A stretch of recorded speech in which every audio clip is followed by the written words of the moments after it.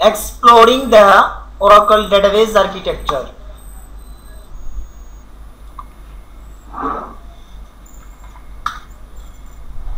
Oracle database architecture overview তে আপনি কি পেয়েছিলেন? প্রথমত দুটো part, instance, database.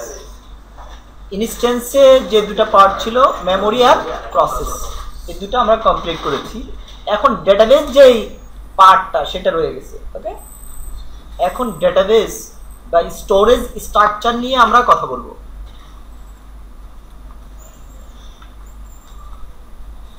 Database storage architecture.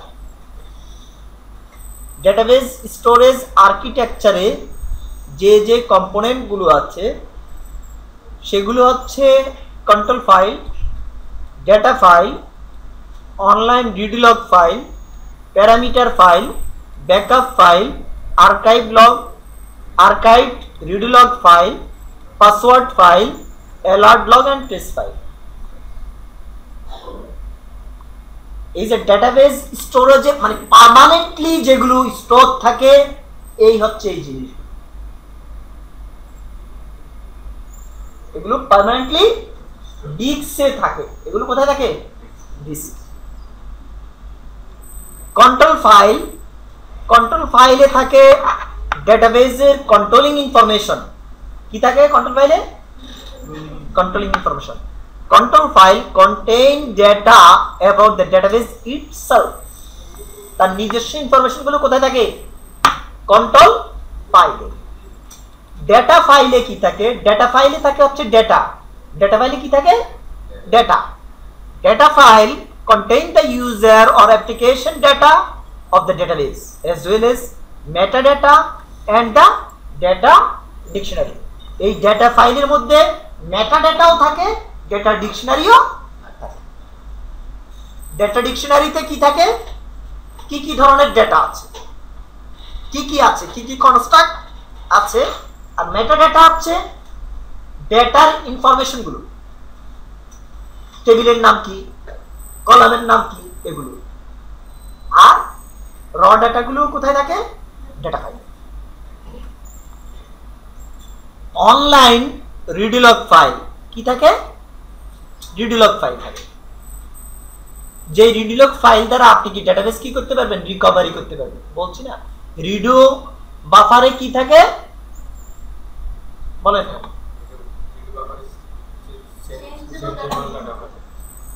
Changes information. আর চেঞ্জেস ইনফরমেশন গুলো পার্মানেন্টলি কোন ফাইলে থাকে? রিডলগ ফাইল। যে ইনফরমেশন গুলো দিয়ে আপনি ডেটাবেস রিকভার করতে পারবেন, এই জন্য বলছে allows for instance recovery of the database. আর এক্সট্রা আরো এই তিনটা হচ্ছে কি ডেটাবেসের মেইন কম্পোনেন্ট। এই তিনটা হচ্ছে ডেটাবেসের মেইন কম্পোনেন্ট। এডিশনাল আরো কিছু ফাইল বা কম্পোনেন্ট আছে যেগুলো হচ্ছে প্যারামিটার ফাইল। প্যারামিটার ফাইলে থাকে হচ্ছে ইনস্ট্যান্স কনফিগারের জন্য বা ডেটাবেসটা স্টার্ট আপের জন্য যেই যে প্যারামিটারগুলো ইউজ হয়, যে যে প্যারামিটারগুলো ইউজ হয়, যেখান থেকে যে যে ফাইলগুলো নিয়ে কাজ করে তার ইনফরমেশনগুলো, প্যারামিটারগুলো কোথায় থাকে? প্যারামিটার ফাইলে। তারপর হচ্ছে পাসওয়ার্ড ফাইল। পাসওয়ার্ড ফাইলে সিস্টেম অ্যাডমিনিস্ট্রেটিভ কাজের জন্য, সিস্টেম অ্যাডমিনিস্ট্রেটিভ কাজের জন্য পাসওয়ার্ড থাকে, যেমন allow users using sysdba, sysoffer and systems rules to connect remotely to the instances perform administrative task. সেই ইনফরমেশন গুলো পাসওয়ার্ড ফাইলে থাকে। যেমন ধরেন যে পাসওয়ার্ড আপনি একটা দিলে সবগুলো হয়ে যাচ্ছে না, অ্যাডমিনিস্ট্রেটিভ পাসওয়ার্ড। আর ব্যাকআপ ফাইল, ব্যাকআপ ফাইলে কি থাকে? ব্যাকআপ ডেটাগুলো থাকে। ব্যাকআপ ফাইলে ব্যাকআপ ডেটাগুলো থাকে, যেগুলো থেকে আপনি ডেটাবেস কি করতে পারবেন? রিকভার করতে পারবেন। এর দুটো জিনিস দেখেন, অনলাইন রিডলগ ফাইল ব্যবহৃত হবে ইনস্ট্যান্স রিকভারির জন্য, আর ব্যাকআপ ফাইল ব্যবহৃত হবে কিসের জন্য? ডেটাবেস রিকভারির জন্য। আর আরেকটা যেটা আছে সেটা হচ্ছে কি আর্কাইভ রিডলগ ফাইল। কিছু রিডলগ ফাইল আপনি আর্কাইভ করছেন না, লগ সুইচ করার কারণে বা যে কারণেই হোক, সেইগুলো থাকে। এইজন্য বলছে contain ongoing history of the data, যেগুলো হিস্টরি হয়ে গেছে গত বছরের ডেটা, চেঞ্জ হয়েছে, আপনি লগ সুইচের কারণে যেগুলো আর্কাইভ করেছেন সেই ইনফরমেশন গুলো থাকে আর্কাইভ লগ ফাইলে। এগুলো পার্মানেন্টলি কোথায় থাকে? ডিস্ক। তারপর থাকে হচ্ছে কি trace file. Each server and background process can write associate trace file. কোনো ইরর টিরর হলো কিনা এই যে ট্রেসিং ইনফরমেশন গুলো কোথায় থাকে? ট্রেস ফাইলে। অ্যালার্ট লগ ফাইল, আপনার কোনো ইরর মেসেজ ট্রেসেস এগুলো এন্ট্রি কোথায় থাকে? alert log file. There are special trace entries. The alert log of the database is chronological log of messages and errors. এই হচ্ছে স্টোরেজের কম্পোনেন্ট, ডেটাবেস স্টোরেজের কম্পোনেন্ট। আর component গুলো কোনটা কি কাজে লাগে?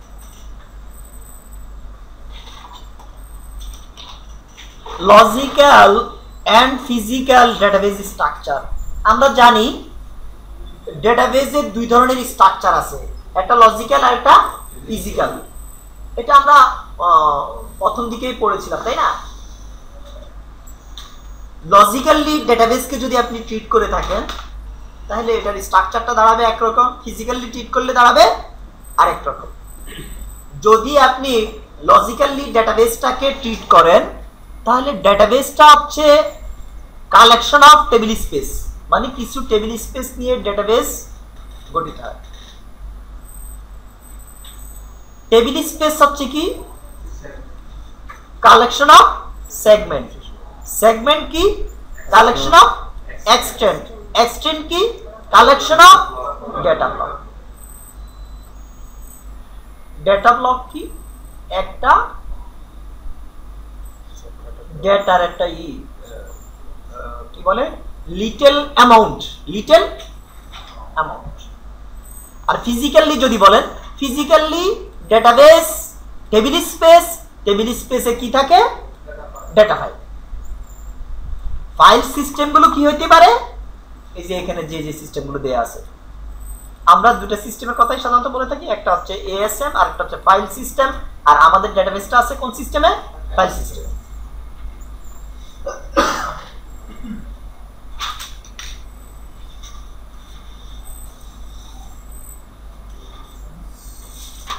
দেখেন বলেছে data block at the finest level of granularity of the Oracle database data is stored in data block. Oracle database এর ডেটাগুলো কি হিসাবে স্টোর থাকে? ডেটা ব্লক হিসাবে।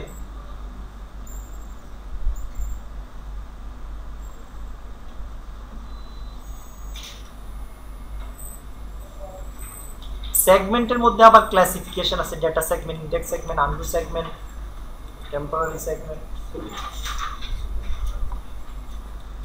Segment, extent and blocks. Segments exist in a table space. Segment কোথায় থাকে? First তো আগে বলে এসেছি database divided one or more table spaces. Table স্পেসে কি থাকে? Segments.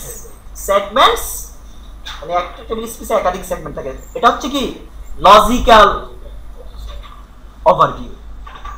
Segments exist in a database.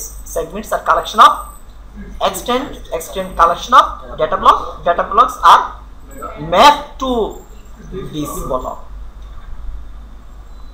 Minimum Oracle database block size 2 KB. এই যে এখানে আবার একটা ওভারভিউ দিয়েছে লজিক্যালি আর ফিজিক্যালি কেমন থাকছে table space and data block. Physically table স্পেসে কি থাকে? Data file. ফিজিক্যালি কি থাকে টেবিল স্পেসে? Data file. আর লজিক্যালি যদি ট্রিট করেন টেবিল স্পেসে কি আছে? সেগমেন্ট। সেগমেন্টের মধ্যে কি আছে? এক্সটেন্ড। এক্সটেন্ডের মধ্যে কি আছে? Data block. আর এখানে ফিজিক্যালি হচ্ছে ডেটা ফাইলে কি থাকে? Data block. ওকে, একটা বিগ ডেটা ফাইল যদি হয় তাহলে একটা টেবিল স্পেসে একটা ফাইলই থাকবে, আদারওয়াইজ একাধিক থাকতে পারে। আর বিগ ডেটা ফাইলের সাইজ হলো 128 TB। একদম ছোট নাকি? কি বলেন স্যার? 128 টেরাবাইট স্যার, 1 টেরা তো মাথা ঘুরে যাচ্ছে।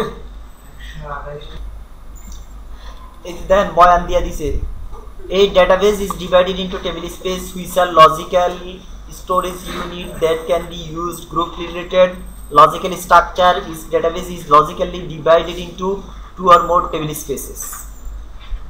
আর একটা ডেটাবেজে system and sysaux table space থাকতেই হবে। ওকে, ফর এক্সাম্পল বলছি আর কি,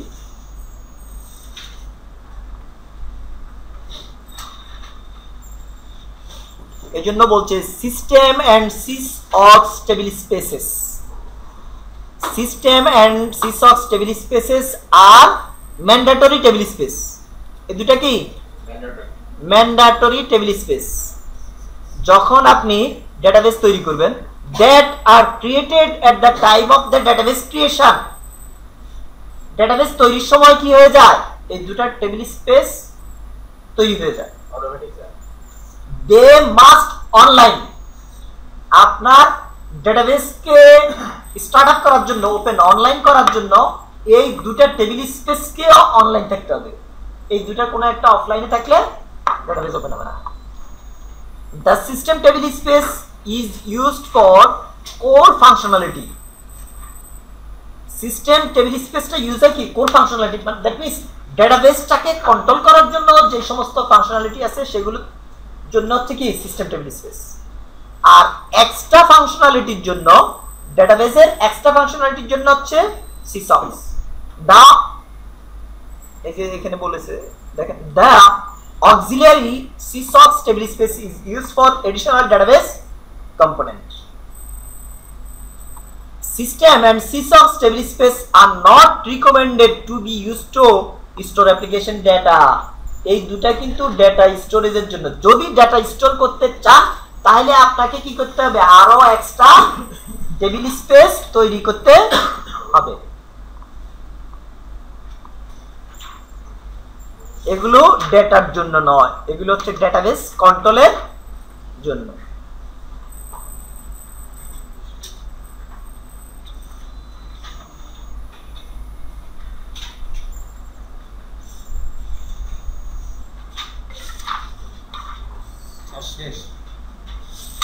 অটোমেটিক স্টোরেজ ম্যানেজমেন্ট, এই এসএমই সিস্টেম হচ্ছে কি cluster file system, high performance and portable cluster file system. এটা Oracle database manages file system, এটা application cluster file system, manages application files with cluster file system, spreads data across disk to balance load, etc.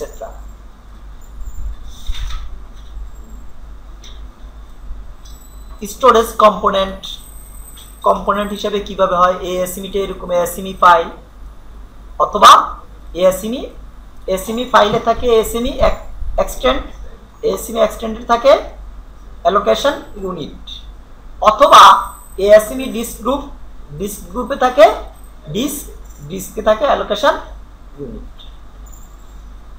আচ্ছা, যদিও ওটা ছিল না তারপরে একটু বলে আসলাম আর কি। ইন্টারঅ্যাক্টিং উইথ এন ডেটাবেস, একজন ইউজার কিভাবে ডেটাবেসের সাথে ইন্টারঅ্যাক্ট করবে, মেমোরি, প্রসেস, স্টোরেজ। আপনি যে স্ট্রাকচারটা পড়ে আসলেন, আপনার এই ইন্টারঅ্যাকশন প্রসেসে এই তিনটা স্ট্রাকচার কিভাবে ব্যবহৃত হবে, কাজ করবে।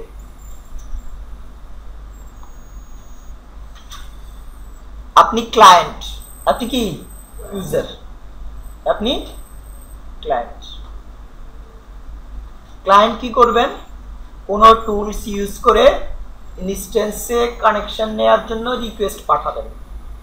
রিকোয়েস্ট পাঠানো স্টার্ট করলে কি ইউজার প্রসেস তৈরি হবে, লিসেনার রিকোয়েস্টটা শুনবে, শোনার মাধ্যমে সার্ভার প্রসেসটা তৈরি হবে, তারপরে ইনস্ট্যান্সে কানেকশন নেবে। এগুলো এইভাবে স্টেপ বাই স্টেপ এখানে দেখেন বর্ণনা দেওয়া আছে। The following example describe the Oracle database operation at the most basic level. It illustrated the database configuration in which the user associate server process are separate computer connected through a network. Network use করে separate কম্পিউটারে কিভাবে client সার্ভারে connection নেবে সেই প্রসেসটা সার্ভারের সাথে সে কিভাবে ইন্টারঅ্যাক্ট করবে number 1 an instance has started on the node more where the database is installed open called host and database server যেই পিসিটাকে আপনি সার্ভার করেছেন সেই পিসিটা কি স্টার্ট করতে হবে সার্ভার পিসি চালু করতে হবে চালু করলে ডেটাবেসটা কি হবে স্টার্ট আগে কিন্তু ওই পিসিতে ডেটাবেস ইনস্টলও থাকা লাগবে তারপর ডেটাবেস পিসি স্টার্ট করলেন ডেটাবেস স্টার্ট করলেন যেটাকে আমরা বলি কি হোস্ট বা ডেটাবেস সার্ভার আর এই সার্ভারটা একজন ক্লায়েন্টের সাথে বাই নেটওয়ার্ক কানেক্টেড নেটওয়ার্কের মাধ্যমে কানেক্টেড তখন ইউজার কি করবে user start an application spawning a user process সে যে অ্যাপ্লিকেশন দ্বারা সার্ভারের সাথে কানেকশন নিবে সেটা স্টার্ট করবে এবং স্পাউনিং এ ইউজার প্রসেস মানে ইউজার প্রসেসটাকে সে কি করবে উৎপাদন করবে বা কি কয় এস্টাবলিশড করবে the application attempt to establish a connection to the server process user process কি করবে সার্ভার প্রসেসের সাথে কানেকশন নেওয়ার জন্য অ্যাটেম্প্ট নিবে সার্ভার রানস লিসেনার সার্ভার কি করে লিসেনার তখন যখন কারো কোনো রিকোয়েস্ট আসতে থাকে তখন সার্ভার কি করে সার্ভারও আপনার দিকে একটু আগে আসে তার মানে লিসেনারটা সে কি করে রান করে লিসেনারটা রান করে that has appropriate Oracle services handler the listener detect the connection request from the application creates a dedicated server process একজন আসতেছে মানে কি কেউ আসতেছে তার দিকে আগায়া গেলে ইউজার প্রসেস তৈরি হলো তখন সার্ভার যখন দেখে যে কেউ রিকোয়েস্ট নিয়ে আসতেছে তখন কি করে সার্ভার কি করে লিসেনার রান করা লিসেনারটা যখন রান করে রান করলে তখন ওই রিকোয়েস্টটাকে লিসেনার রিকোয়েস্টটাকে ডিটেক্ট করে আর রিকোয়েস্টটা এই সার্ভারে ইউজারের রিকোয়েস্টটা ডেডিকেটেড সার্ভারে পৌঁছায় দেয় বা একটা সার্ভার প্রসেস তৈরি করে on behalf of user process ওই যে ইউজার রিকোয়েস্ট করেছে তার জন্য সার্ভার প্রসেস তৈরি হয়েছে কার জন্য ওই ইউজারের জন্য লিসেনার মানে আগে দিয়ে আসে server the user runs dml তখন ইউজার কি করে dml বা sql যে কোনো sql স্টেটমেন্ট চালায় যখন কোনো sql স্টেটমেন্ট চালায় তখন কি হয় the server process receive the statement user process যখন কোন SQL স্টেটমেন্ট চালায় তখন সার্ভার প্রসেস ওই স্টেটমেন্টটাকে কি করে রিসিভ করে যে আপনার জন্য এটা নিয়ে আইছি তোফা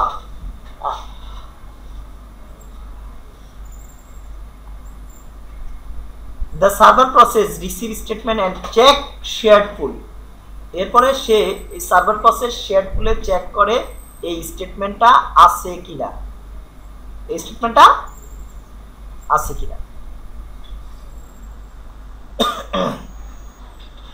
for any shared SQL area that contain an identical SQL statement same statement আছে কিনা if the shared SQL area is found যদি এই SQL এরিয়াতে shared pool-এর SQL এরিয়াতে এই স্টেটমেন্টটা পাওয়া যায় the server process check the user access privileges এই স্টেটমেন্টে ইউজারের অ্যাক্সেস আছে কিনা সেটা সে চেক করবে মানে এই ডাটাটা সে দেখতে পারবে কিনা সেই প্রিভিলেজ আছে কিনা সেটা চেক করবে চেক করে তারপরে and existing shared SQL area used to process the statement তারপরে সে কি করবে স্টেটমেন্টটা প্রসেস করবে কার জন্য ইউজারের জন্য ক্লিয়ার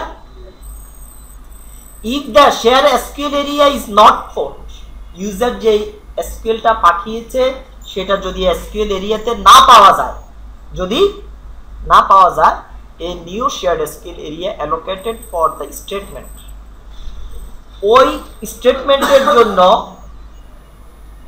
শেয়ার্ড ফুলের এসকিউএল এরিয়াতে নতুন একটা এসকিউএল এরিয়া অ্যালোকেট হবে, নতুন একটা জায়গা। যখন নতুন মেম্বার যখন আপনার অফিসে আসে, নতুন এমপ্লয়ি যখন আসে, তার জন্য আপনি একটা জায়গা ডেস্ক অ্যাসাইন করেন না, ঠিক আপনার নতুন একটা স্টেটমেন্ট এসছে, এই স্টেটমেন্টের জন্য নতুন করে একটা এসকিউএল এরিয়া অ্যালোকেট করা হয়, that it can parse and process. তারপর স্টেটমেন্টটা পার্স করে, তারপর স্টেটমেন্টটা প্রসেস করে। The server process receive any necessary data rules either from the actual data file, from the values stored in the database buffer cache। তখন সে কি করবে, ডেটাটা database থেকে তুলে এনে কোথায় রাখবে, স্টোর করবে কোথায়, ডেটাবেস বাফারে। Server process modified data in the SGA, server process ডেটাটাকে মডিফাই করবে কোথায়, SGA। এখানে ওই যে কিছু ব্যাপার স্যাপার আছে না, কি ব্যাপার, কোনো চেঞ্জ করলে চেঞ্জেস ইনফরমেশন রাখতে হবে, এটা সেটা। তারপরে কোনো কমিট করলে সেটা ডেটা ফাইলে পার্মানেন্টলি পাঠাইতে হবে। এই পাঠানোর কাজগুলো কে করবে, ডেটাবেসে পার্মানেন্ট করবে ডিবি রাইটার, রিডিউ ইনফরমেশন গুলো, চেঞ্জেস ইনফরমেশন গুলো পার্মানেন্ট করবে লগ রাইটার। এই জন্য বলছে because the transaction is committed, the log writer process the immediately records the transaction in the redo log file. The database writer process writes modified block permanently to disk when it is seen to do so. Okay. Number 8, if the transaction is successful, transaction ta jodi successful hoy, tarpor server process send the message across the network to the application, successful message পাঠাবে। if it is not successful, সে কি করবে, your message transmit করবে। Successful তো successfully, success না হলে error return করবে। throughout this entire procedure other background processes run watching for condition and required environment. In addition, database server manage the other user transaction, prevent contention between transaction and the request of the same data. Okay, thank you. বুঝলেন এখন ঘটনাটা? একজন user client থেকে application টুল run করে দিল কি connect HR/HR, একটা user process তৈরি হলো। যখন ইউজার প্রসেস তৈরি হয়েছে, ইনস্ট্যান্স কি করে, লিসেনারটাকে রান করে, মানে প্রসেসের জন্য আগে আসে। আর এই রিকোয়েস্ট লিসেনার যখন এই ইউজারের রিকোয়েস্টটা শুনে, তখন ইনস্ট্যান্সে কানেকশন হওয়ার জন্য একটা সার্ভার প্রসেস তৈরি হয়। যে সার্ভার প্রসেসের মাধ্যমে ইনস্ট্যান্স মানে সেশন এস্টাবলিশড হয়, ইউজার ইনস্ট্যান্সে কানেক্টেড হয়, তারপরে যা কাজকর্ম এর মাধ্যমে সম্পাদন করে। ধরেন এবার ইউজার কি করলো, কানেকশনের পরে সেশন এস্টাবলিশড হওয়ার পরে, সেশনে থাকার পরে সে আপনাকে একটা এসকিউএল স্টেটমেন্ট লিখে পাঠাইলো, সিলেক্ট অল ফ্রম এমপ্লয়িজ। তখন এই সার্ভার প্রসেসের কাছে সার্ভার প্রসেস কি করবে, শেয়ার্ড ফুলে খুঁজবে এটা আছে কিনা, এই স্টেটমেন্টটা আগে থেকেই আছে কিনা। যদি থাকে, যে ইউজার রিকোয়েস্টটা পাঠিয়েছে সেই ইউজারের এই স্টেটমেন্ট দেখার প্রিভিলেজ আছে কিনা সেটা চেক করবে, সেটা চেক করে তারপরে সে প্রিভিলেজ থাকতে তাকে। আর যদি শেয়ার্ড ফুলে ওই স্টেটমেন্টটা না থাকে, তখন শেয়ার্ড ফুলে নতুন করে একটা এসকিউএল এরিয়া অ্যালোকেট হবে, ওই স্টেটমেন্টটা পার্স করবে, এক্সিকিউট হবে, তারপরে ডেটাবেস থেকে ডেটাটা তুলে এনে বাফারে রাখবে, বাফার থেকে আপনাকে সার্ভার প্রসেস হয়ে আপনাকে দেখাবে। আপনার এই স্টেটমেন্টটা যদি আপডেট স্টেটমেন্ট হয়ে থাকে বা ইনসার্ট স্টেটমেন্ট যদি চেঞ্জেস হয়ে থাকে, চেঞ্জেস হলে কি হবে, এই ইনফরমেশনটা চেঞ্জেস ইনফরমেশনটা ডেটাবেজ বাফার থেকে পার্মানেন্টলি ডেটা ফাইলে লিখে নিবে কে? ডিবি রাইটার সেভ করে নিবে। আর কি চেঞ্জ করলেন, পূর্বে কি ছিল, চেঞ্জেস ইনফরমেশনটা বাফার থেকে, মানে রিডু বাফার থেকে, চেঞ্জেস ইনফরমেশনটা কোথায় থাকে? রিডু বাফারে। রিডু বাফার থেকে লগ রাইটার কি করবে? লগ ফাইলে লিখে নিবে। ওকে, এই হচ্ছে একটা প্রসেস। ক্লিয়ার?